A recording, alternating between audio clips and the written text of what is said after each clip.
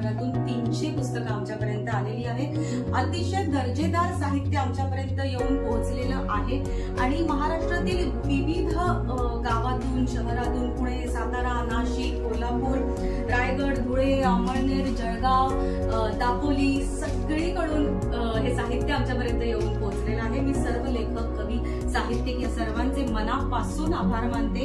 हे दर्जेदार साहित्य आमच्यापर्यंत आलेलं आहे। आता ही सर्व पुस्तकं परीक्षकांपर्यंत पोहोचून निकालाची प्रक्रिया सुरू होते। ऑगस्ट महिन्याच्या शेवटच्या आठवड्यात निकाल तुमच्यापर्यंत पोहोचणार आहेत। तर ध्रुपद एंटरटेनमेंटला इंस्टाग्रामवरती फॉलो करा आणि भेटूया लवकरच साहित्यवलय